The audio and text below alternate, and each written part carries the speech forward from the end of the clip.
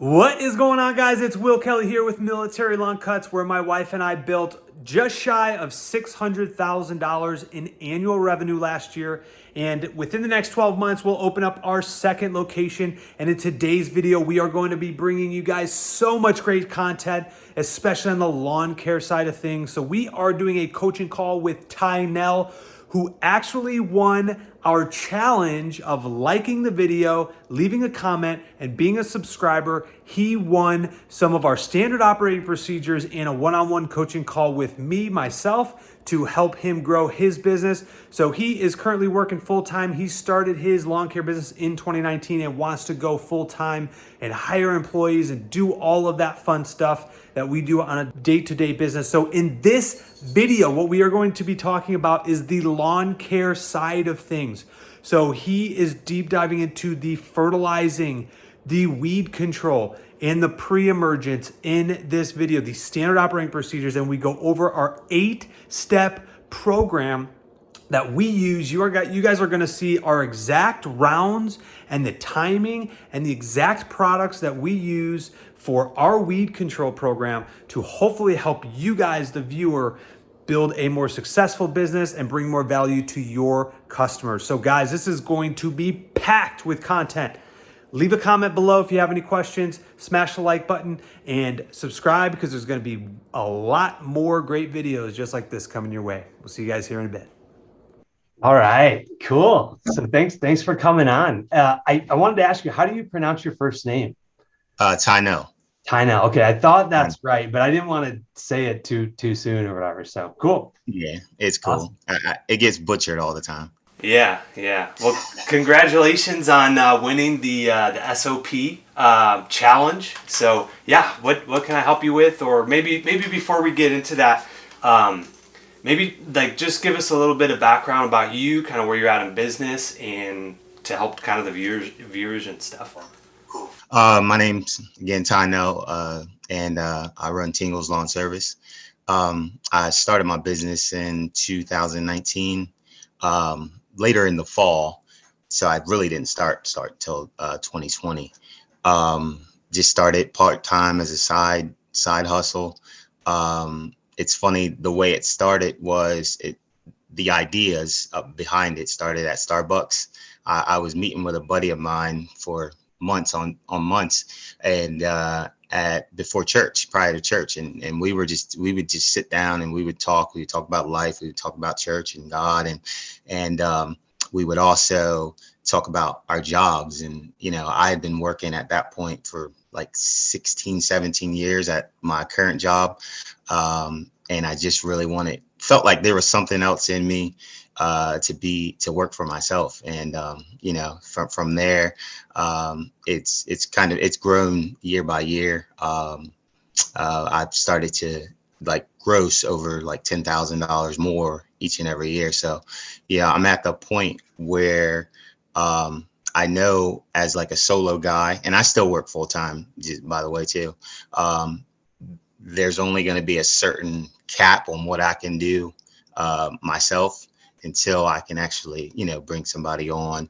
But with doing that, I want to make sure, like you've discussed on your channel all the time, about the systems that make it work with or without, especially without you. But I'm like one of those guys that I like the work so much that I really can't see myself like pulling away from it. But being able to hire somebody and do that and help along with the business is kind of where I am right now. Cool. So currently, you said you don't have any employees currently right now yet? No, it's just me. Okay, cool. Awesome. Well, that's exciting, man. Congratulations on starting the business in 2019. It's actually the same year that we actually started. But so what's the long-term plan? So I know you said you're currently are you working?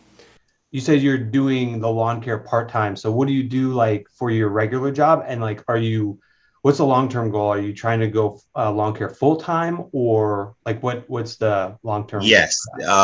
My plan is, and my desire is to do it full-time. I still I work overnights now. So, which was a decision that I made couple in 2021, late in 2021, going into 2022. I was like trying to figure out, like, I know I had this desire to be able to be more available in my business and to take on more customers. So I made that decision to work overnights, because still, like, having insurance and things of that nature is really important. So yeah, I would like, I mean, to answer your question, yeah, I would like to do it full time for sure. Cool. Well, I sounds can't good. remember exactly. Did I answer all of your questions? Absolutely, yeah, yeah. I think, yeah. I was just curious, kind of what the long term goal. That way, I can help kind of advise you. So, yeah. I sent you the pictures of the SOPs. So, which ones do you want to kind of deep dive in that you think would be most beneficial? Okay. The ones that interest me the most, things that I don't really have a whole lot of knowledge on right now, is the fertilizer applicator, those SOPs. And my questions are just kind of like, how did you go about getting your basic knowledge and understanding of, fertilizing and weed control, and what kind of equipment you needed, the products you needed as far as mixing and things of that nature. And just how did you bring that all together? Because my hope is that, at least for right now, because I've got 34 customers right now, and I'm hoping to bump that up to at least about 50. So with that core 50, I just want to be able to, provide lawn mowing, fertilizer and weed control, and just be, add more value to my business, which would, trickle off to the customer as well. So I just, yeah, that's kind of what I wanted to, my biggest, question, for you, as far as the SOPs. Yeah. So before we jump into the SOPs, and I can kind of go through it with you, but are you currently licensed to treat for No, lawns yet? no. And Okay. that's something that I would have to, like, check in. Yeah, check as far as, like, what the laws and, regulations are. Yeah, so what you'll want to do is reach out to the Texas Department of Agriculture, and what each state is a little different. There's different requirements of what you need to do, but generally speaking, you may have to take one or two tests. One for, like, general, like, proper protection equipment, and just all the general knowledge of, like, how much to mix, like, next to a water source, or just, like, all of those, like, basic stuff. And then you'll also take the license to actually get certified in the lawn and turf ornamental category. So that way you can start to apply pesticides to lawns for compensation. Definitely want to make sure that you do get licensed if you do start to treat lawns, because you can get a pretty hefty fine if you are treating without that. Okay. So that's kind of step one, is to kind of get that license down. You'll get a lot of education through those books and stuff, but you won't get the real life education of, like, how to set up a program. Is it a 6 round or an 8 round or a 12 round, right? Okay. You're not going to get that real life education, but hopefully what I would say is maybe reach out to, like, a vendor that's local. So, like, we have Ewing or Site One that sells those kind of commercial grade fertilizers. Normally Okay. there's a representative there that can help build a Kind of schedule for you of when to put pre-emergence down, because it's all, like, it really does depend on the weather. So just because you put it down in March one year doesn't mean you're going to put it down in that same week, or, the previous year. But it really depends on, like, nighttime temperatures and things like that. Okay. Another thing I would say is, like, reaching out to someone who's actively doing it in your area. So, like, I was fortunate enough when I first started, somebody reached out and helped me when he didn't have to, and I'm super grateful for that. But maybe befriending another couple or a lawn care, someone who, and you really want to get somebody that's in your area, because you're going to have different grass types depending on where you're at in the United States. Okay. And all that stuff. But generally, they'll have a program. They should be able to help you out. If you need any questions, definitely reach out to me. A lot of Okay. it is the same. You're always going to have your pre-emergence in the spring and the fall, fertilizers in the summer, and then maybe, like, a winterizer in the winter. But the weeds change, and the type of mixing changes. So, like, you really want to make sure you're talking to someone who's actively doing it. Okay. Okay. But Because that was a part of my question, was because I was looking at I think it was on your website. You have like an 8-step or 8 applications. I was just wondering, like, how did you come up with that program? But you kind of answer that, I guess, through reaching out to other people and Site One and things like of that nature. Right. Yeah. Sorry about that. There's someone at our door or whatever. I was trying to wave them off. Yeah, but that will definitely absolutely help you. Let me go ahead and pull this up, because I think once you do get licensed, like, this stuff will absolutely help you depending on the type of applications that you do. And this is the fastest, most efficient way that we found, and the most proper way to do that. So let me do this. So let me share the screen here. Okay.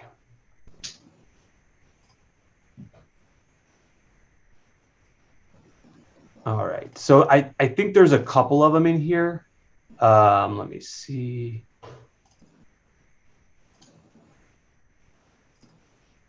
All right. So let me just see if it's in this one.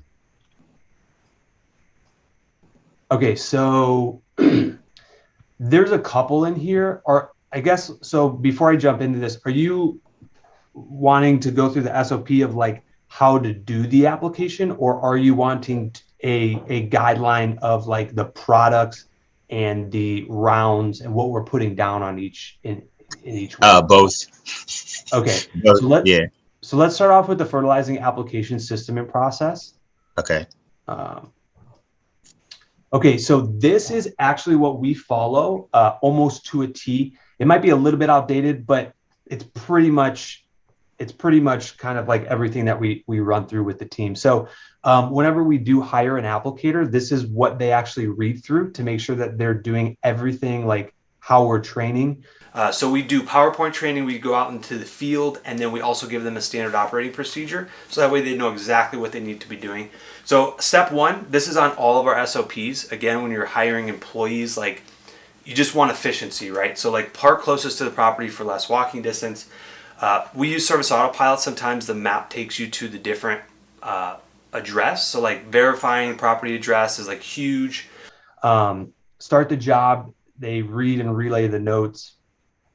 So what we do is we put 2 yard signs down, one in the front and one in the back, because we used to only do the front, but we get a ton of calls from people in the back saying that the backyard was never treated. Okay. But it actually was, because they're in and out in like 10 minutes. It's very quick, and it's a silent application. It's not like mowing where you can hear it. So once we started putting 2 signs back there, like, calls totally dropped off. I don't think we get any calls anymore. Okay. Verifying the grass type. So depending on the grass type, you have to put down different fertilizers. If you have Bermuda in your area, we use 28310. It's a fertilizer. And then these are the settings that we put them on. And the grade in the hopper on I think it's an 80-pound spreader. That's roughly about 12 pounds. So the applicators are going to need to know how many pounds to put down on the lawn. And that's what they kind of like go off of. If the property is zoysia or St. Augustine grass, or it's distressed and looks like it may have a disease, we put a 5-10-31 down, because the first number is the nitrogen amount, and you don't want to blast the grass with nitrogen because you could do more damage on it. Okay. So it'd be a 5-10-31, and then this setting 4 to 6 is based off of a small little like Lowe's spreader that we use. It's not actually based off of like a Lesco spreader. Okay. So we grab we mix, we spray paint our backpacks blue, because blue starts with B, and we spray broadleaf weed. We do broadleaf weed control for that. Makes it easier for the guys. Blue backpack, broadleaf weeds. Gotcha. And then, so they'll walk the property with the blue backpack, and then they basically just start at the front. And then kind of like work their way back. What they do, so like if you enter a backyard, they do the perimeter first, and then they start walking. They do S's, or like just like you would like with mowing, like with stripes, but you walk like every like probably 4 feet or so, and you're just kind of scanning right to left with the wand. That's kind of how we trained and coached them. Let's see. Yeah. So some of this stuff I'll send you in an email so you can kind of dig deeper. And if you have questions, I Okay. don't want to go too deep into it, but this is basically in the summer months, if we have Dallas grass or King Ranch blue stem that are like grassy weeds that need a different special treatment, Hmm. the bottles for those things for the chemicals are like $400. So we don't want to just put sometimes we'll mix chemicals that together, so that way we make a concoction in the backpack that kind of kills all weeds. Okay. But there's certain products that like are just way expensive to treat. So we do actually carry a yellow backpack, and then we spray the grassy weeds with that too. So sometimes they're walking the property twice after with weed control. Okay. let's see. And then Um, yeah, I mean, this part is just the fertilizer. It talks about like plugging the hole on this spreader. And again, if you have any questions on that, once it's finished, obviously close secure gate, load equipment. So every single stop, you have to log chemicals. That's a state requirement for in Okay. Texas where we're at. So Service Autopilot allows us to do that. They're selecting what chemicals that they're putting down on the lawn, and then they're logging that, putting any upsells and stuff like that. And then once they're finished, then they go ahead and just complete the job. Okay. So that's basically the fertilizing application, and we call it a 21-step process. But do you have any questions on this portion? No, no, I think that's good, and Okay, it'll definitely be something nice to look at and reference. cool. And then yeah, I can send that to you. So that is the uh When you first start out doing fertilizer and weed control, you're not going to have a 200-gallon tank on the back. Maybe you do if you have the funds to buy an $8,000 rig, but we didn't. So like it's so much easier just to buy like a $400 spreader and just do all granular applications. So that's why I said like you really have to get with somebody who knows the business. So I will show you the hose application when we're pulling hose, just so that way when you get to that point, you can see that as well. But it is a different application because we're pulling the hose. Okay. So pulling hose, so same thing, park closest to the property, verify property address, read and relay notes. We do add chemicals. They prep the 2-yard signs to put in the front and the back once they're finished. And then it's similar to the fertilizer rounds. So they grab the blue backpack first. Um, they actually so back in the day, we used to pull the hose out first, but we were Hmm. getting a lot of weed control complaints because I think the guys were like walking and they're like, oh, the yard's not that bad, so I don't need to grab the backpack. Well, now we flipped the script and we said, no, we're getting a lot of calls on weed control. You're going to grab the backpack first and focus on the weeds first, and then go and spray a blanket on the entire lawn for your pre-emergent or fertilizer or whatever that is. Okay. Like the complaint calls went significantly down doing that because now we're focusing on the pain points. But it's basically the same thing. So blue backpack, they start near the street, work their way up to the front lawn, then the back lawn. They try to do perimeter first, and then they start their S patterns. Once it's finished, they put a yard stake in. And then for this is the section for actually pulling the hose out. So obviously they would start the pump. What that will do is when you're doing a liquid application, it needs agitation because it's you're doing all these mixing and stuff. So you want to get the pump going, let it mix up and agitate for a couple of minutes, and then put the right pressure on.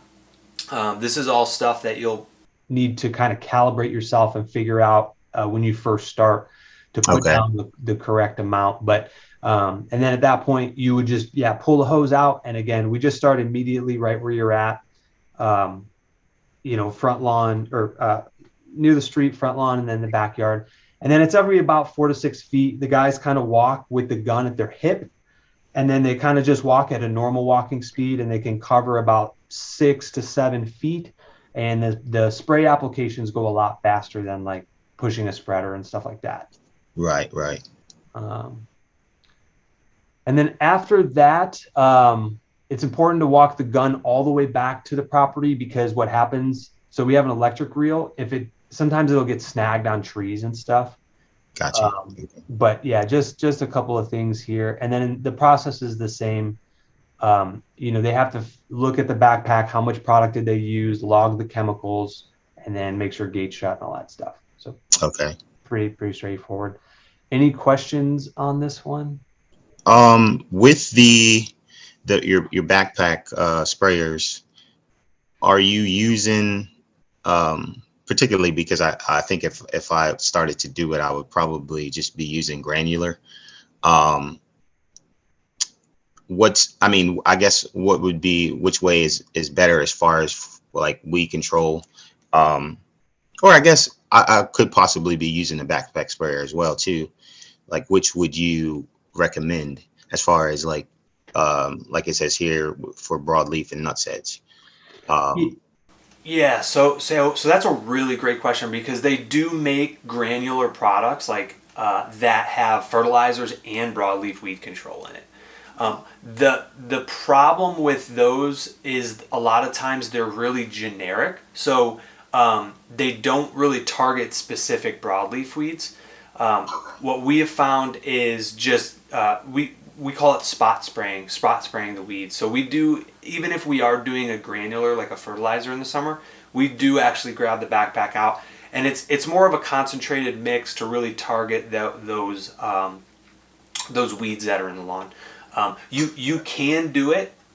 You're going to have a hybrid of both because you're going to have broadleaf weeds and you're going to have grassy weeds. So like if you get a fertilizer that has broadleaf weed control in it, that might tackle the broadleaf weeds with the granular, but you're still going to have to probably walk it with, if you have grassy weeds, to spray the grassy, you know.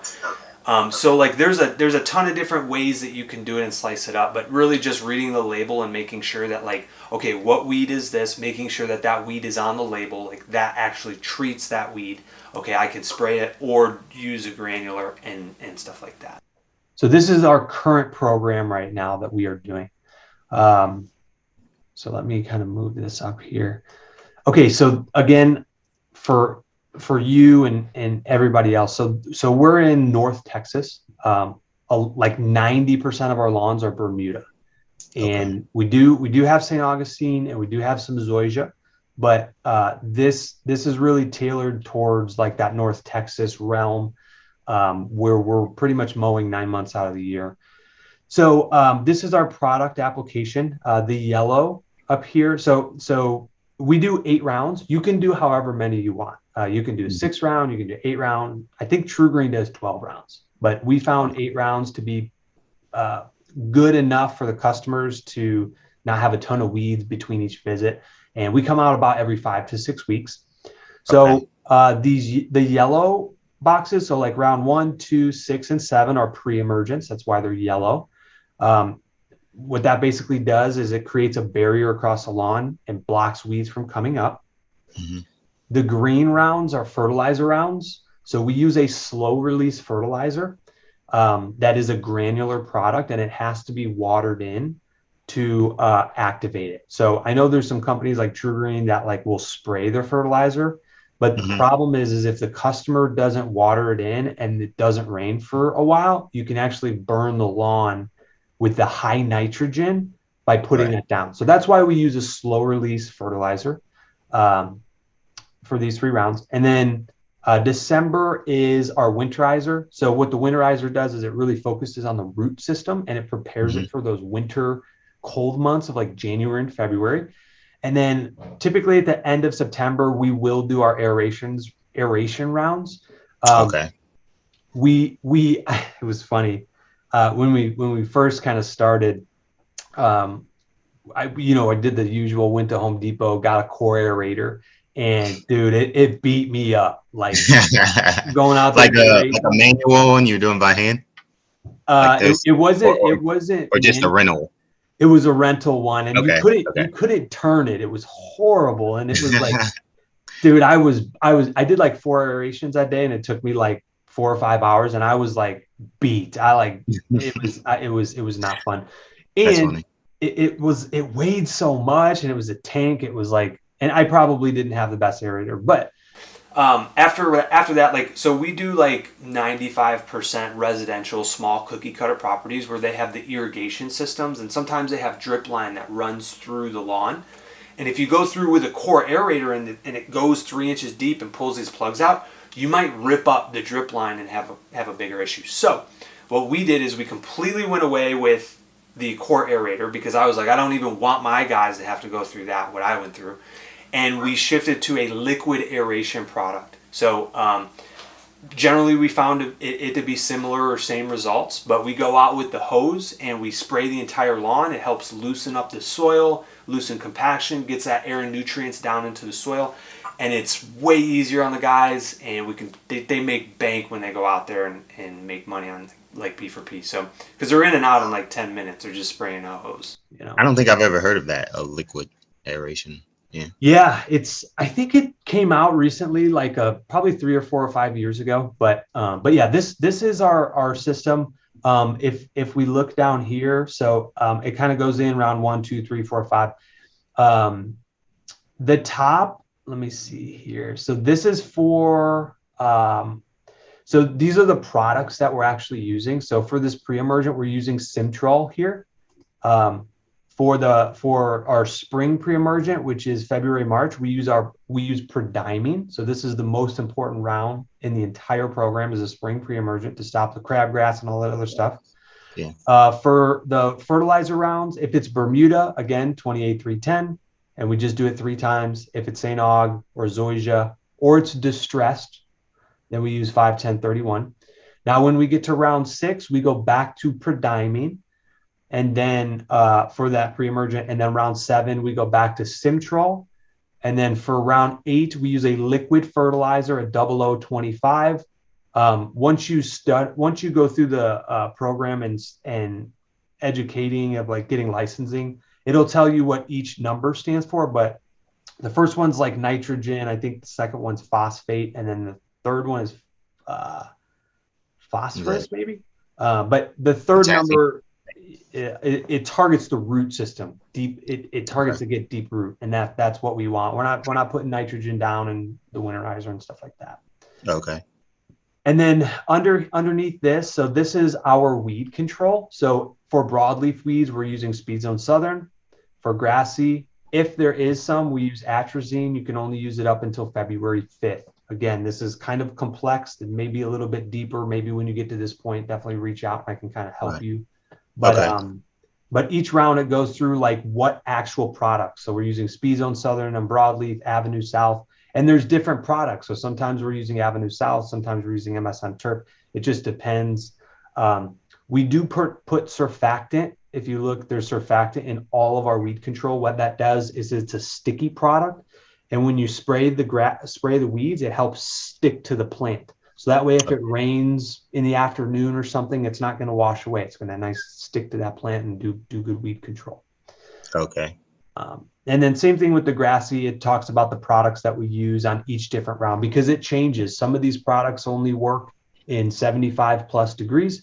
Some products work only under 70 degrees. So it really depends, and it'll change. And then we also treat for ants too, but we have a big problem with King Ranch and Dallas grass. These are the 2 hardest weeds to get rid of in the North Texas area, and they're the most expensive. Like it's literally $400 or $450 a bottle. So we don't mix it.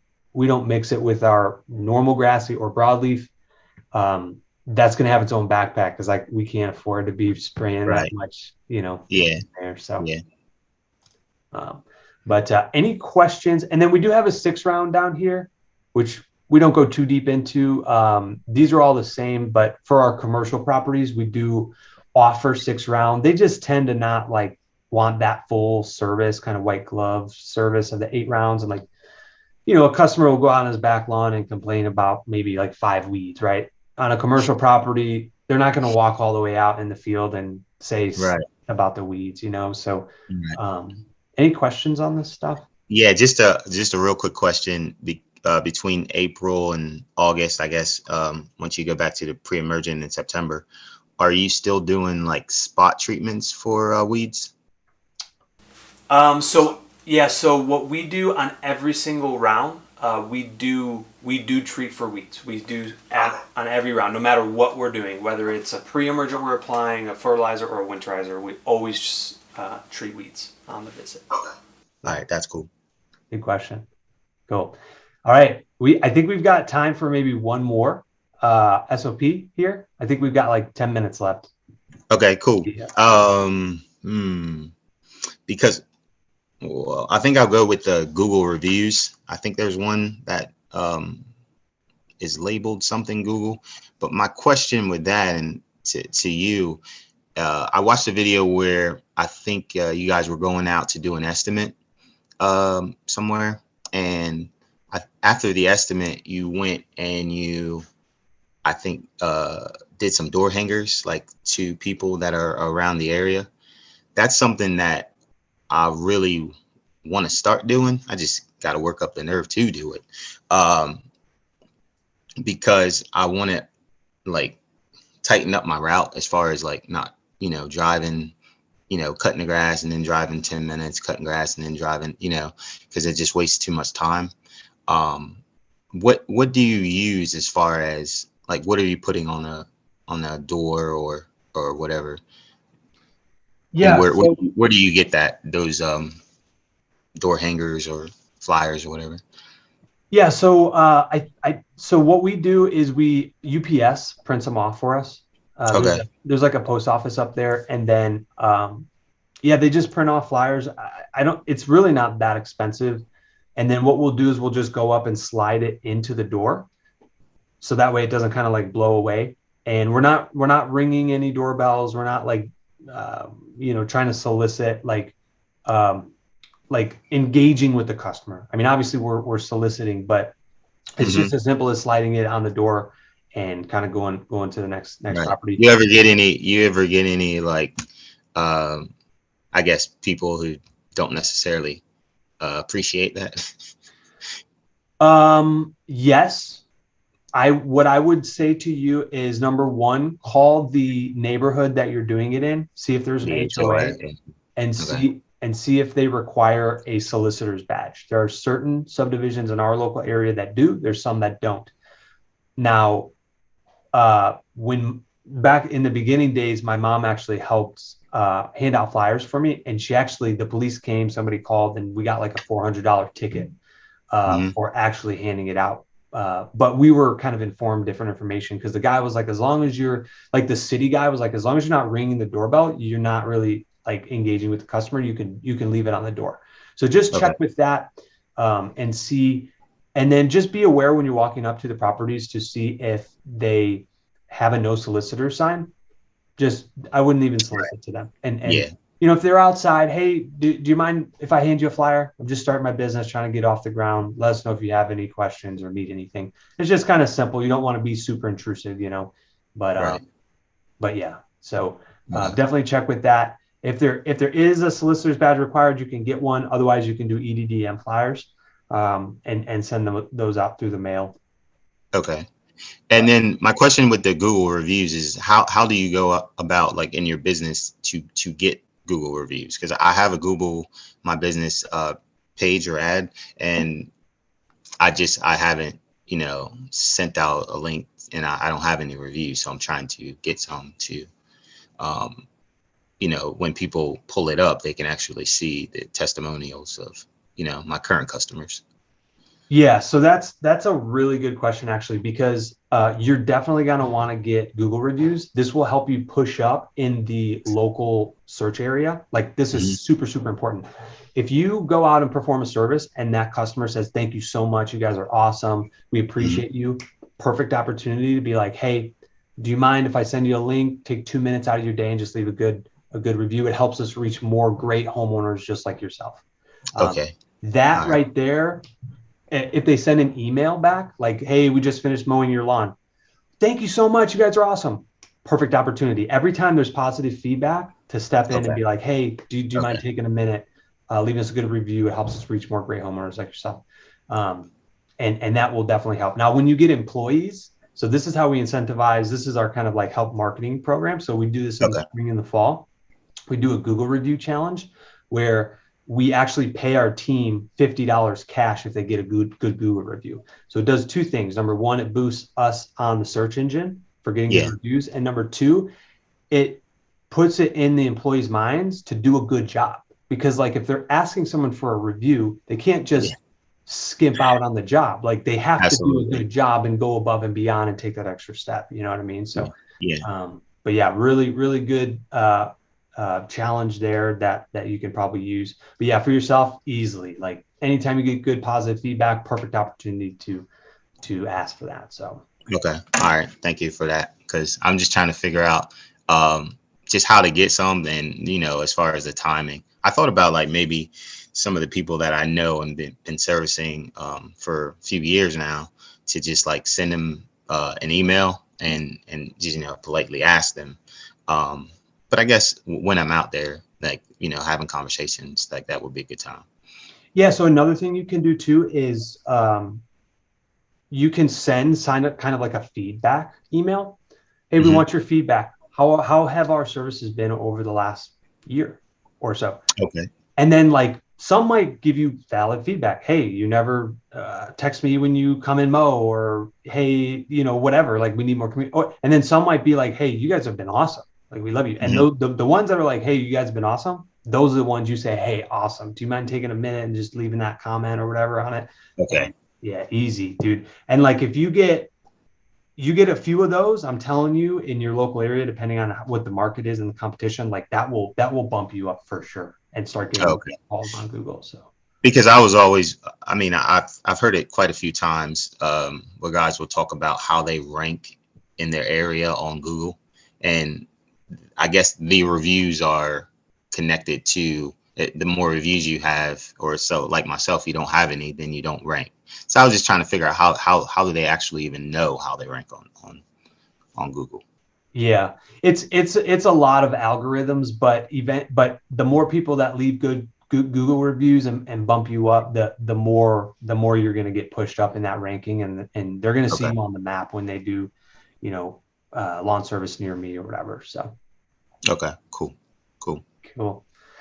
Well, sounds good, man. Hey, you're out there crushing it. I think we're probably coming up here on the end of the time, but Yeah. I appreciate you coming on, and maybe just real quick, like where can people find you with your lawn care service if they wanted to reach out to you and yeah, and Okay. learn more.